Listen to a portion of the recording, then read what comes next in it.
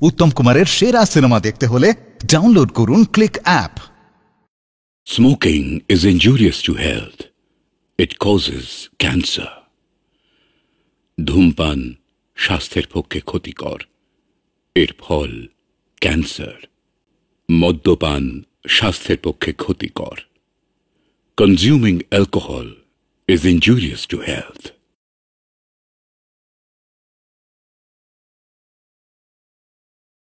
কে যেন অজানা এক পথ, কে জানে কোথায় হবে শেষ।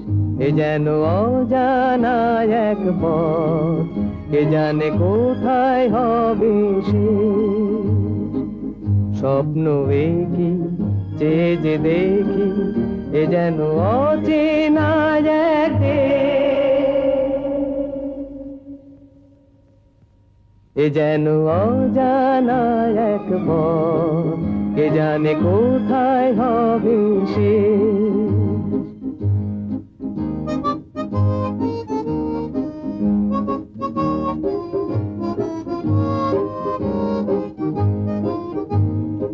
জানি না দু চোখে মোর এ আলো ছড়ালো আজকে,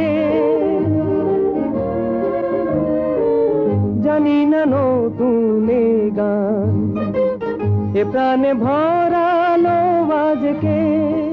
ফুরালে গান রবে রেশ, ও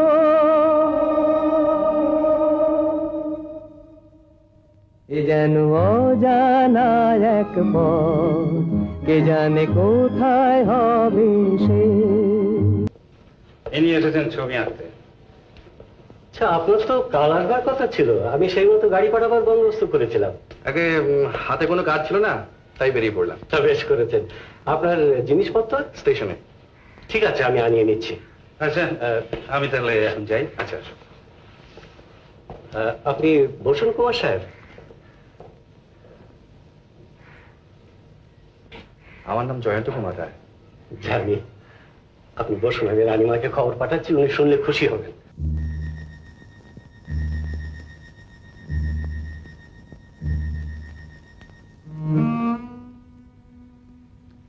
ফুলমালা,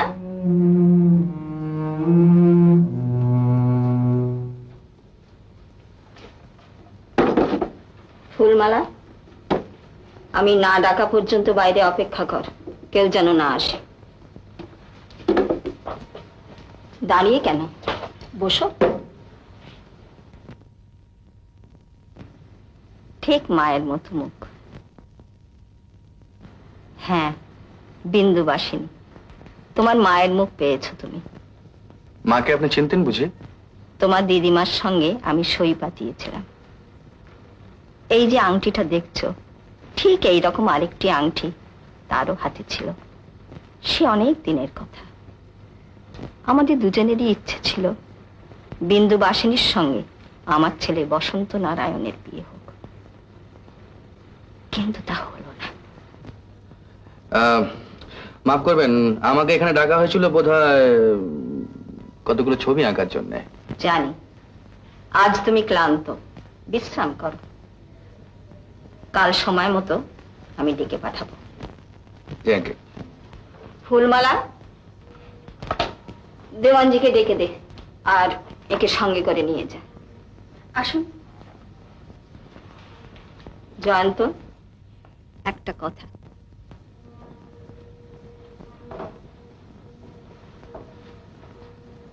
তোমার আসল পরিচয় এ বাড়িতে দেওয়ানজি ছাড়া কেউ জানে না।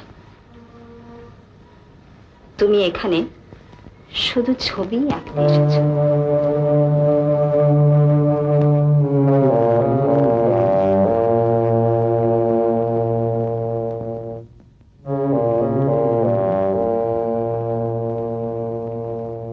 আচ্ছা নিতাই, এখানে কটা মহল?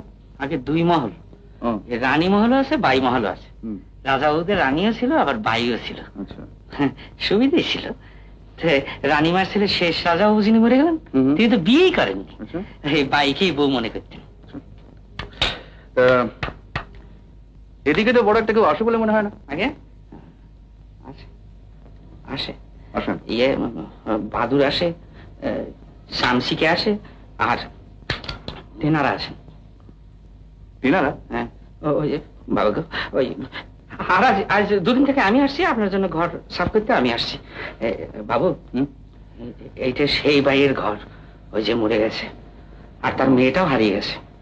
রানীমা ছাড়া সবাই জানে যে মেয়েটা মরে গেছে। রানীমা মরে গেলে তার সমস্ত সম্পত্তি ও দর্প ঠাকুর পাবে তো। দর্প ঠাকুর? ও হ্যাঁ, ওই তো দর্প ঠাকুরের রেটের ঘর।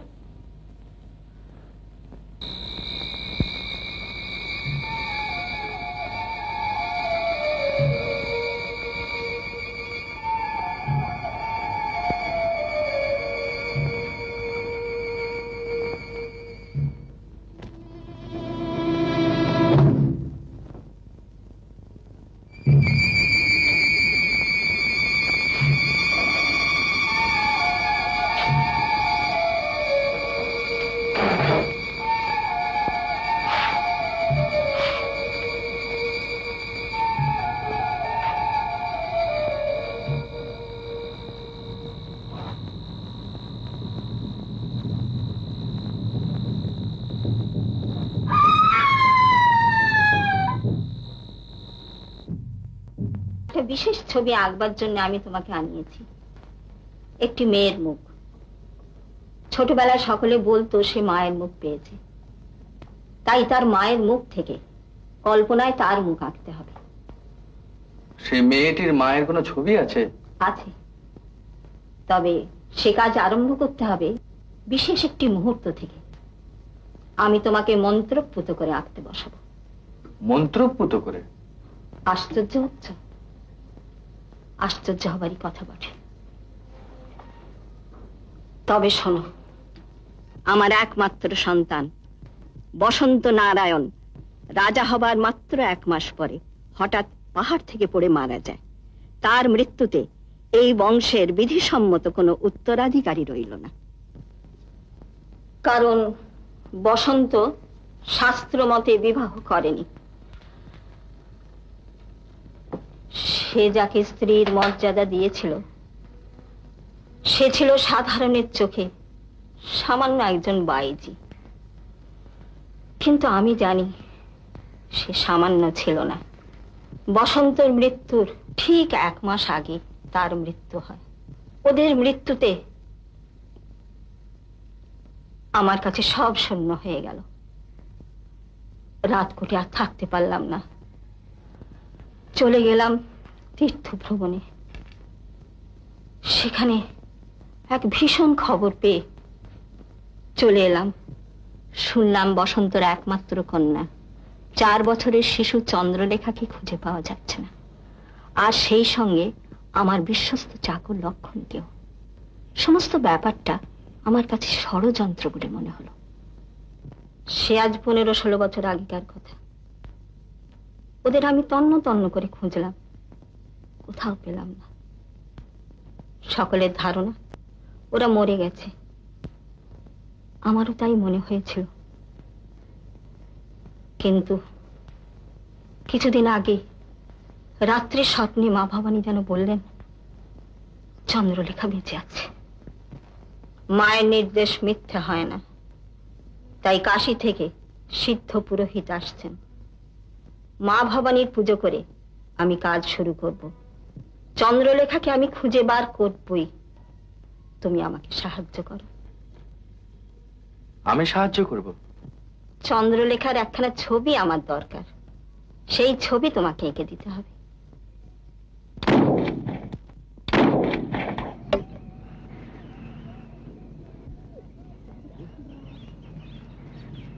তুমি কে? কোথায় থাকো? তুমি কে? আমার নাম রাজকুমারী।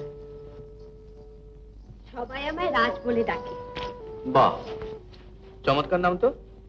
থাকো কোথায়? আগে থাকতাম দাদুর কাছে রানীকোঠে, এখন থাকি ওই মঠে। দাদু আমায় মঠে দিয়ে গেছেন কিনা। ও, তা তুমি তখন মঠে ওই রকম লুকোচুরি খেলছিলে কেন? আমার খুব মজা লাগছিল। এবার তুমি বলো, তুমি কোথায় থাকো? আমি থাকি অনেক দূরে, শহরে। এখানে থাকি রাজবাড়িতে। তুমি বুঝি রাজকুমার? ও রাজবাড়িতে থাকলেই বুঝি রাজকুমার হতে হয়? এখানে এসছি কাজে। আবার চলে যাবে? হ্যাঁ, কাজ ফুরিয়ে গেলে চলে যাব। তা তুমি তো দেখলাম বেশ ভালোই নাচতে গাইতে পারো। কে শিখিয়েছেন তোমাকে নাচ গান? গান শিখিয়েছেন মহান্তজি, আর নাচ শিখেছি ওই পাহাড়ি মেয়েদের দেখে। আচ্ছা, আমার নাচতে গাইতে খুব ভালো লাগে। বাহ। তুমিও তো খুব ভালো গাইতে পারো। মোটেই না, তুমি আমার চেয়ে অনেক ভালো গান করো। কখনো না, তুমি আমার চেয়ে অনেক ভালো গাও। তুমি। না তুমি। তুমি। না তুমি। আচ্ছা, না হয় মানলাম আমি ভালো গান করি, কিন্তু ওই দেখো মঠের ঘন্টা বাজলো। আমি যাই, মহান্তজি আবার রাগ করবেন তো। তোমাকে আমার হয়ে একটা কাজ করে দিতে হবে। কি কাজ? হুবহু তোমার মতো দেখতে একজন হারিয়ে গেছে, তোমাকে সে সাজতে হবে। সাজতে হবে? তারপরে রাজবাড়িতে গিয়ে তার নাম করে তোমায় থাকতে হবে। আর ওখানে একজন রানীমা আছেন, তার কাছ থেকে একটা জিনিস আদায় করে দিতে হবে। আর তুমি যার নাম করে যাবে তাকে ছাড়া রানীমা কাউকে ওই জিনিসটা দেবে না। ওই জিনিসটা আমাকে এনে দিলে তোমাকে আমি অনেক টাকা দেবো, আর তারপর তুমি যেখানে ইচ্ছে চলে যাবে। না না, যদি ধরা পড়ি? আরে ধরবে কে? রানীমা তো বুড়ি হয়ে গেছে, বুঝতেই পারবে না কিছু। আর তাছাড়া আমি আমি সবসময় শিখিয়ে দেবো, আমি সবসময় তোমার কাছে কাছে থাকবো। কে? রাজি? দেখো, মঠ থেকে একেবারে ছাড়া পেয়ে যাবে, যেখানে খুশি চলে যেতে পারবে। কে রাজি? রাজি। এই নাও চন্দ্রলেখার মায়ের ছবি। এই ছবি থেকে তোমায় চন্দ্রলেখার মুখ আঁকতে হবে।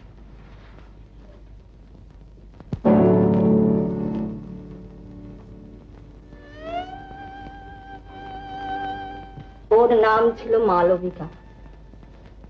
ফুলের মতো সুন্দর এবং নিষ্পাপ ছিল মালবিকা। ওরা দুজন সঙ্গীতকে ভালোবেসেছিল, আর সেই সঙ্গীত থেকেই ওদের ভালোবাসা গড়ে ওঠে। আজ তারা নেই, তাদের গানও থেমে গেছে। কিন্তু আজও রাত্রি নিশুতি হলে আমি যেন শুনতে পাই তাদের গান। গগন মহলের প্রতিটি পাথরে সেই গান ঘুমিয়ে আছে। ওই যে রাজাবাবুর মেয়ে চন্দ্রলেখা। চন্দ্রলেখা? হ্যাঁ, গেটের মধ্যে ঢুকেছে। আমি জিজ্ঞেস করলাম কাকে চাই, বলে কি রানী দিদি। বললো আপনি আসুন, দেখবেন, আসুন।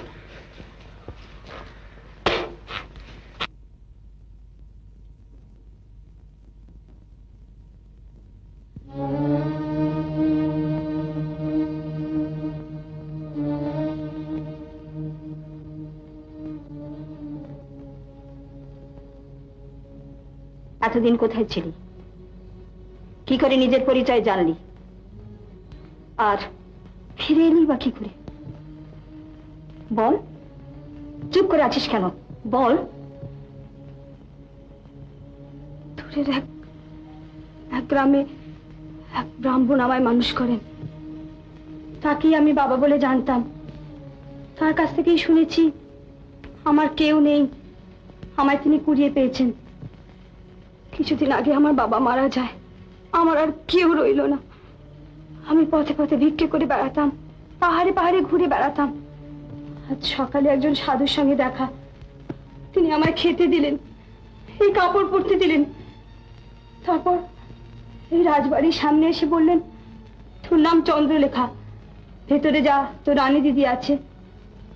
তারপর তিনি চলে গেলেন, আর আমি কিচ্ছু জানি না। বুড়ি পরে আবার খুঁটিয়ে সব জিজ্ঞেস করবে, যেমন শিখিয়ে দিয়েছি ঠিক সেইভাবে কথা বলবে। খবরদার পালাবার চেষ্টা করবে না। আর আমি যে তোমাকে এখানে এনেছি এই কথা যেন কেউ জানতে না পারে। আমার কাছে হাজার রকম পাহাড়ি সাপ আছে, সে সাপের এক ছোবলে মানুষ মরে নীল হয়ে যায়।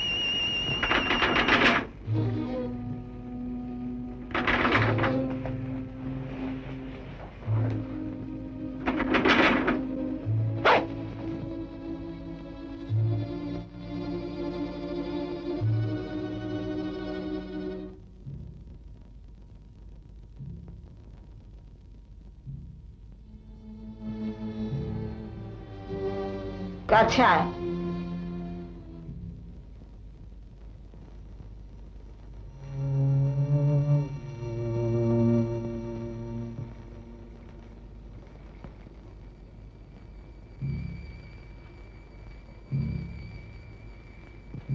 এখানে আয়।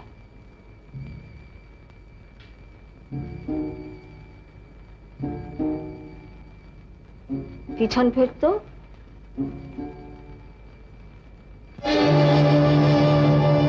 কে তুই?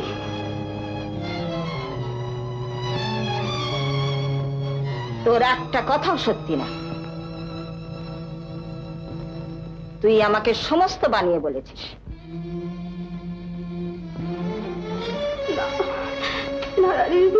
না না না না না।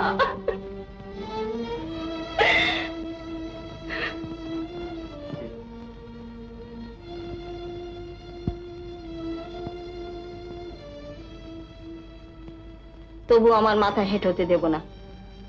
জগতের সামনে আমার বংশ শেষ হয়ে গেল এ কথা আমি জানতে দেব না। তোকেই আমি চন্দ্রলেখা বলে মেনে নেব।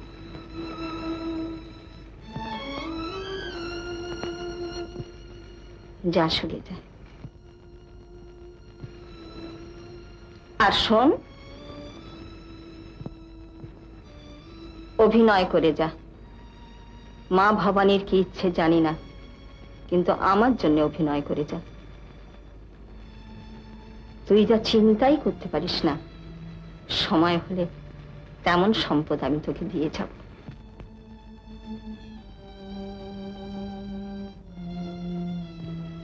এখন যা।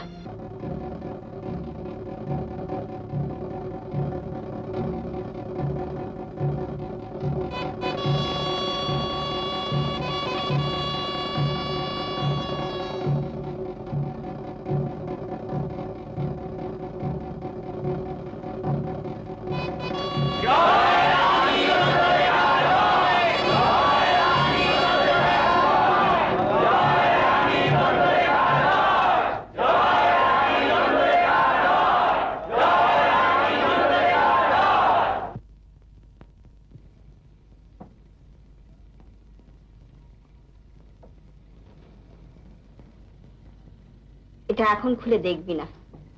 ব্রাহ্ম মুহূর্তে উঠে যে মন্ত্র তোকে শেখালাম সেটা জপ করে খুলবি। এই কাগজে এ বাড়ির কোথায় কি আছে সব কিছু নির্দেশ দেওয়া আছে। এই বংশের নিয়ম অনুযায়ী এসবের মালিক আজ থেকে তুই। খুব সাবধানে রাখবি। হ্যাঁ, আরেকটা কথা, যে 7 লহরী হারের কথা তোকে বলেছি সেটা কেবল বিবাহের রাত্রেই পরা হয়। মা ভবানী তোকে রক্ষা করবেন, আর রক্ষা করবে রাতকোটের প্রজারা। আজ থেকে তুই তাদের রানী।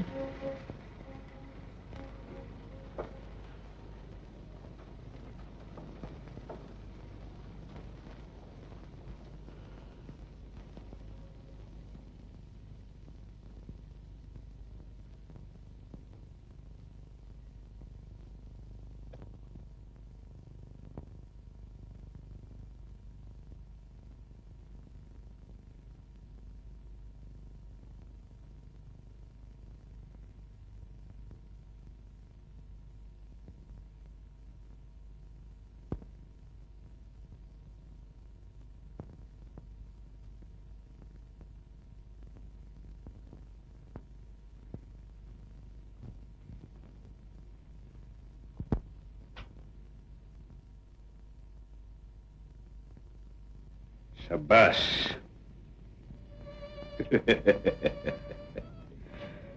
চমৎকার।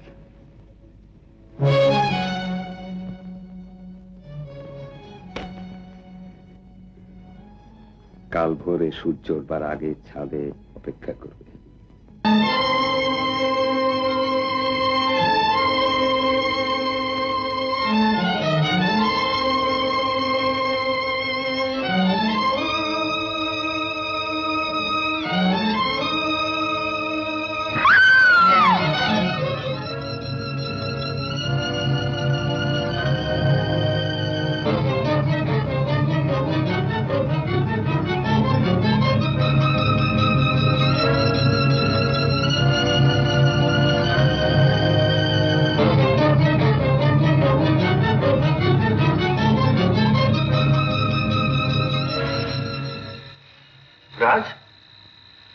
রাজ, রাজ,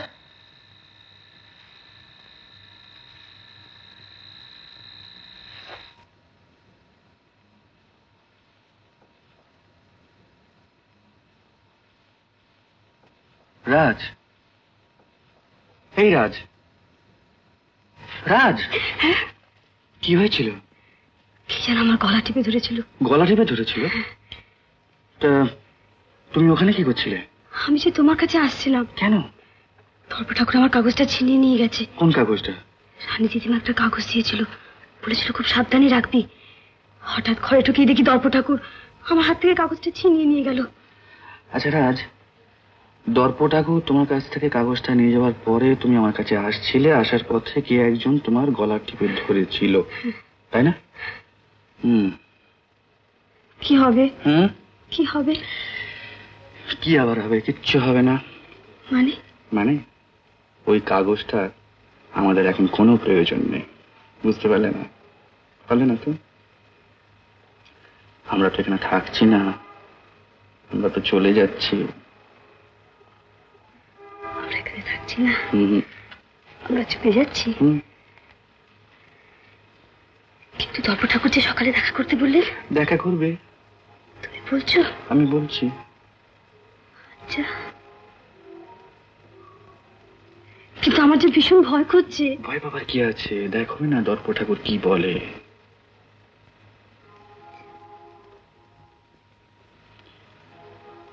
কিন্তু রাজ, বলছিলাম কি, অনেক রাত হয়ে গেছে। অনেক রাত হয়ে গেছে? হুম, লোকে কি বলবে? হুম।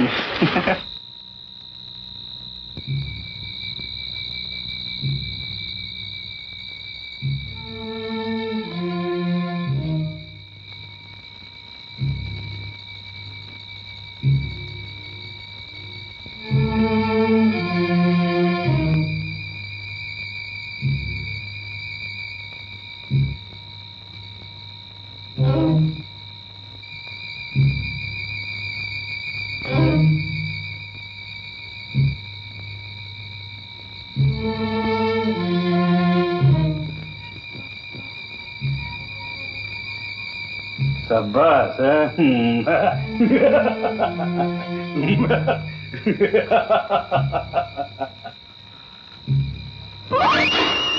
शाबाश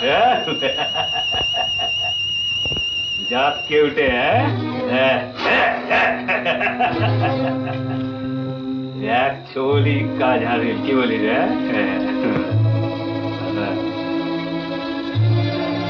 যা ঝাঁপিটার মধ্যে রেখে দে, কাল আবার আসিস ঠিক এই সময়।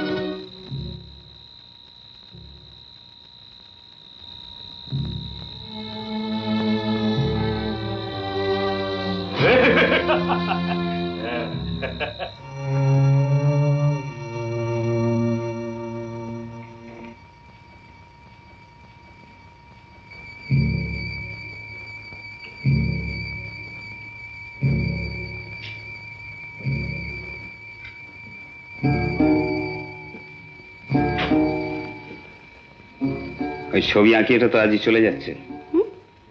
ওই যে লোকটা, আমার তো মনে হয় ওর সঙ্গে তোমার চলে যাওয়াই ভালো, আর তোমারও তো তাই ইচ্ছে। যাক, তুমি কোথায় যাবে না যাবে আমার জানার কোনো দরকার নেই, তবে আজই যাও। টাকা কত নেবে? মানে? মানে তোমার কাজের দাম। টাকা আমার চাই না। আর আমি যাব কেন? তোমার কাজ ফুরিয়েছে বলে।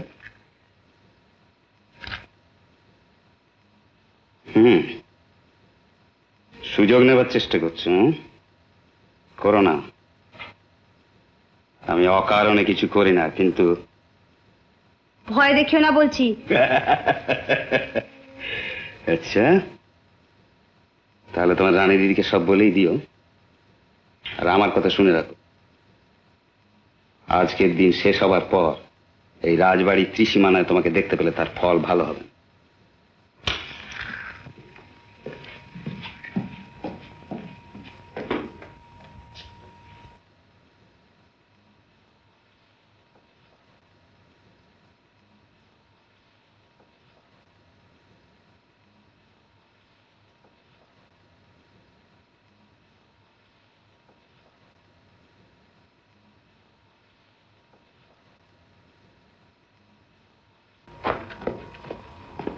আরে জানতো যে ভোরেই বেরিয়ে পড়েছেন? হ্যাঁ, একটু বেরিয়ে পড়েছিলাম। আপনার কাজ তো এখানে শেষ? হ্যাঁ, শেষ। আজ দুপুরই চলে যাচ্ছে। বেশ আছেন আপনারা, শিল্পী মানুষ। আমাদের রসকস নেই, কোথায় একটা জানোয়ার, কোথায় একটা সাপ, এসব খুঁজে বেড়াই। এটা কত ভোর করতেন? বেশ হ্যান্ডি। বন্দুক ছোড়া টোড়া আসে নাকি? না মশাই, আমরা আর্টিস্ট লোক। আমি চলি, আমাকে জিনিসপত্র গোছগাছ করতে হবে, একবার দেওয়ানজির সঙ্গে দেখা করতে ও হবে। হ্যাঁ, আপনার তো পেমেন্ট। হ্যাঁ, তাহলে আসবেন মাঝে মাঝে, রাত করে সময় হ্যাঁ, পেলে। নিশ্চয়ই। বেশ কটা দিন কারণে গেল। আচ্ছা চলি, নমস্কার। নমস্কার।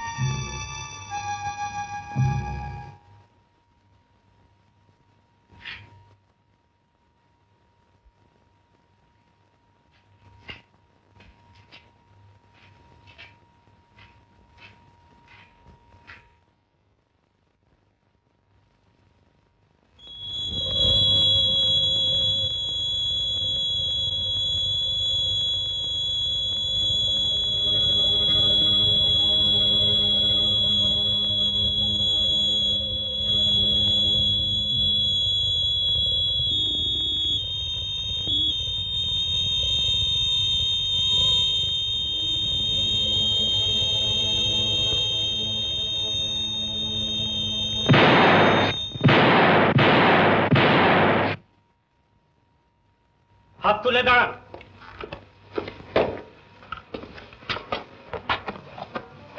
এসবের মানে? একটু পরেই আপনাকে জানিয়ে দেওয়া হবে। ও, তুমি? তুমি নয়, আপনি। সব তাহলে আপনার চালাকি? চালাকি তো আপনারই। ধরা পড়ে গেলেন। You scoundrel, you dirty lout! Dewanji, একে নিয়ে আসুন। চলো।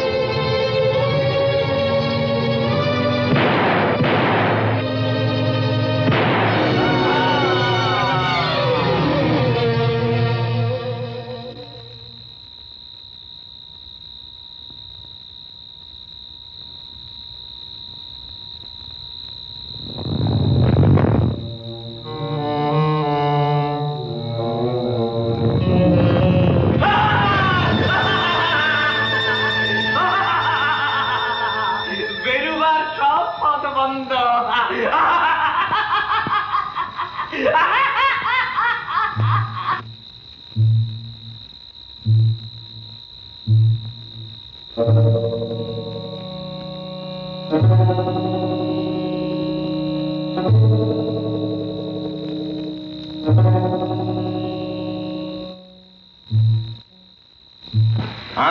হরনাথ, প্রথম দিন থেকে আমি তোর পেছনে লেগে আছি।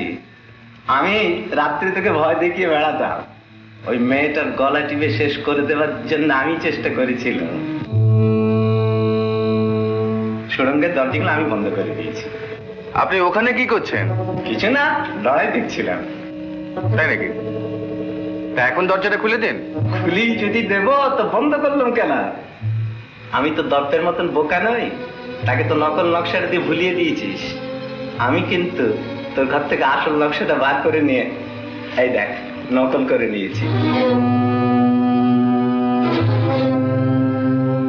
সারা জীবন অত্যাচার সহ্য করেছি, পাগলা তান্ত্রিক বলে সকলের কাছে ঘৃণা পেয়েছি, কুকুর বেড়ালের মতন সকলের কাছে ব্যবহার পেয়েছি। আজ আমি শোধ নেব না, গুপ্ত ধনরাজ নেব, আমার কোনো লোভ নেই। আমি চাই বীজ মন্ত্র। সাত লহরী হার পেয়েছিলাম, দিয়ে দিল। এই রাজবাড়ির সব সুড়ঙ্গ আমার জানা আছে, কিন্তু আসল গুপ্ত ঘরটা জানি না। সেটাই নকশাতে নেই, বইটা তোর কানে কানে সব বলেছে। বল কোথায় সে বীজ মন্ত্র? ওটাকে পুড়িয়ে আমি রাজবংশ ধ্বংস করে দেবো। বল কোথায় সেটা? বলবো না। বলবি না? না। তবে মা, শিলিশ রাস্তার মেয়ে এখন রানী হওয়ার শখ হয়েছে। ধর্মের কল বাতাসে নড়ে না।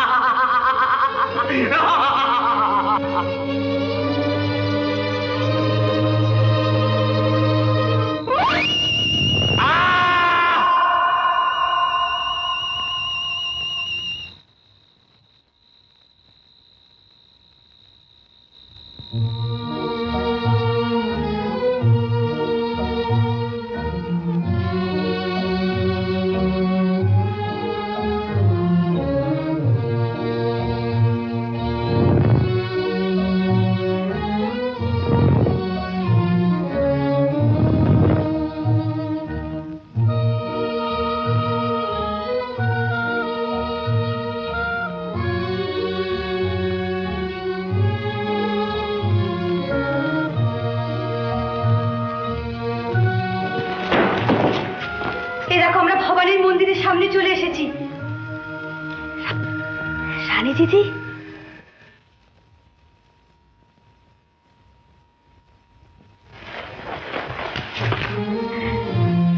জানো রানী দিদি, দাদু ঠিকই বলেছিল, কিন্তু শুধু রঘুই নয়, হরনাথটাও শয়তান।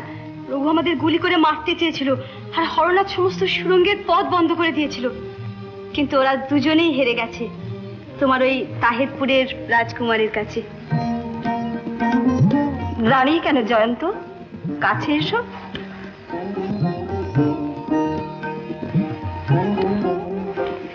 তুমি শুধু লেখাকেই রক্ষা করনি, তুমি এই বংশের মান রক্ষা করেছো।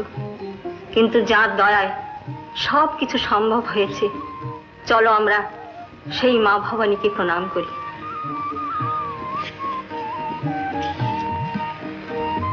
লেখা, একটা কথা, বিপদ তো কাটলো, কিন্তু একটা সমস্যার সমাধান তো হলো না। কি রানী দিদি? রাজকোটের রানী তাহিরপুরের রানী হয়ে রাজকোট ছেড়ে চলে যাবে, না নিজের এলাকায় তাহিরপুরের রাজকুমারকে বন্দি করে রাখবে? তুমি বরং পরে এ সমস্যার সমাধানটা করে দিও দাদা। এখন চলো।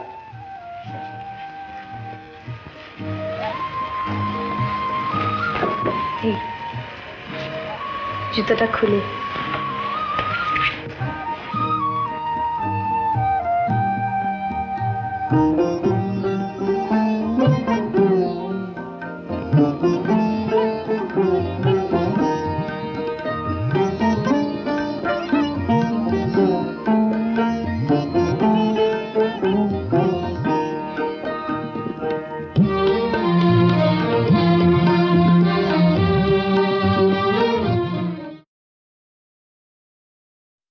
উত্তম কুমারের সেরা সিনেমা দেখতে হলে ডাউনলোড করুন ক্লিক অ্যাপ।